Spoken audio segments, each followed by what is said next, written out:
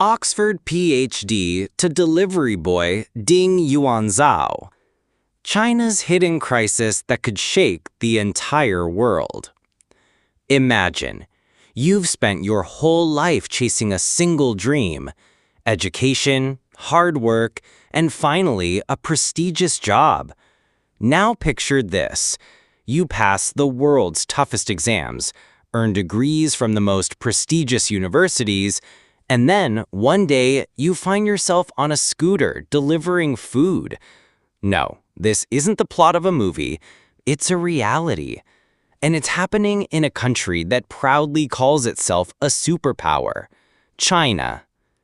This is the story of Ding Yuanzhao, who studied at institutions like Oxford and Tsinghua, yet today works as a food delivery rider.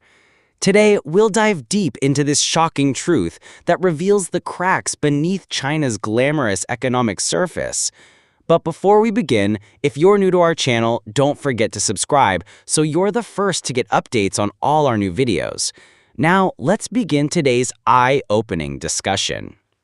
Let us tell you, Ding Yuanzhao's case is not just the story of one man, but a glimpse into China's hidden employment crisis that the world can no longer ignore. In China, millions of young people, who were once hailed as the pride of the nation, are now surviving by working for delivery apps. These are the same youth who once topped in fields like engineering, medicine, science, and international relations, and were seen as the future leaders of the country. But today, they are disillusioned, distressed, and struggling. In 2004, Ding Yuanzhao achieved an almost perfect score in China's toughest and most competitive exam, Gaokao. That score earned him a direct ticket to China's most prestigious institution, Tsinghua University. He went on to complete a master's degree in energy engineering from Peking University, earned a PhD in biodiversity from Singapore's Nanyang Technological University, and finally secured a master's in biodiversity from the University of Oxford. Just imagine, could there be more impressive academic track record than this? And yet, at the end of this extraordinary journey, Ding finds himself riding a scooter through the streets of Beijing, delivering food. This isn't just Ding's fate. It's the new reality of modern China. And this truth is emerging at a time when China is caught in a proxy war with India, engaged in a tech war with the US, and increasingly being disconnected from the global supply chain. Whenever unemployment in India is discussed, people often say, at least in China, everyone has a job. But that illusion has now shattered. China's job market is shrinking rapidly, and the biggest blow has fallen on the youth who've invested the most in their education. Like Ding, there are millions of young individuals who are being forced to turn to the gig economy, that is, temporary, informal, and often low-paying jobs.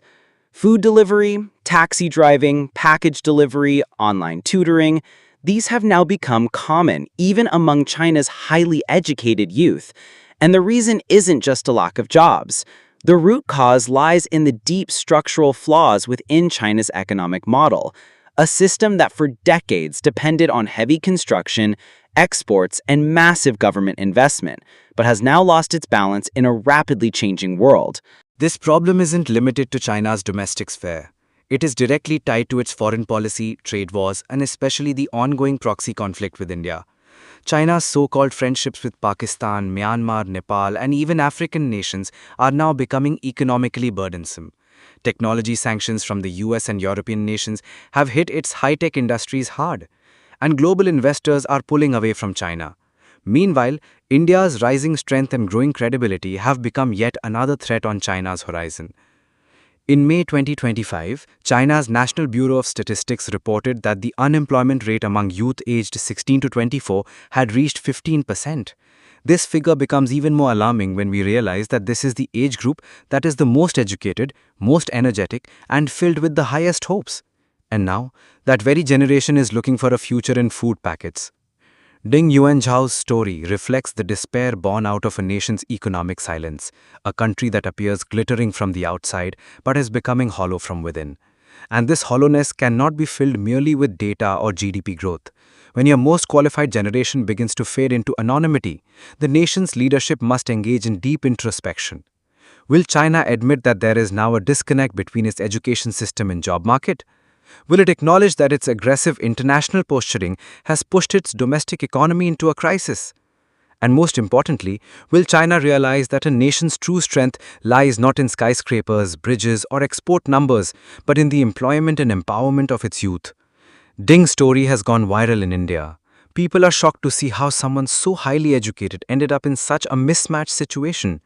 But it's equally important to understand that the same crisis could arise in India too if we fail to align our youth's education and skills with real employment opportunities. This story may be about China, but the lesson it offers is just as relevant for us. The hopes of young people like Ding Yuanzhao are no longer tied to government policies, but to society itself. They no longer seek just policy, they seek support. They are not just looking for a career, they are looking for opportunity. And above all, they seek the respect they rightfully deserve for their education and hard work, respect they were never given. This crisis in China could soon impact its global stature. If its youth, once the backbone of the Chinese miracle, remains stuck in temporary gig jobs, its competitive edge will slowly erode. And this is where a country like India finds a golden opportunity, where the youth still remain its greatest strength. We must learn from this crisis and shape our policies with care, so that our own Ding Yuanzhaos don't end up on scooters, but in research laboratories or policy-making institutions. Of course, working in food delivery is something to be ashamed of. But when someone's talent, experience, and level of education places them among the world's top 1%, and they still end up in such a job, it's not the failure of the individual, but the society and the system. In a recent interview, Ding Yuanzhao said he isn't hopeless, but he is tired. He wants society to recognize who people like him are, where they are, and why they've ended up in this situation. His words leave us with a powerful question. Will we recognize our own dings in time or let them fade into the streets unnoticed? That's a question we must answer today before we too watch our brightest citizens disappear into the shadows of Video anonymity. has taught you something new, do not forget to like and share this video so that this information can reach others as well. Your likes and shares are a source of inspiration for us. If you have any questions or suggestions, please let us know in the comments. It will be our honor to answer your questions and listen to suggestion. And yes, if you like our content, subscribe to the channel and press the bell icon so that you stay connected with every new story. Thank you.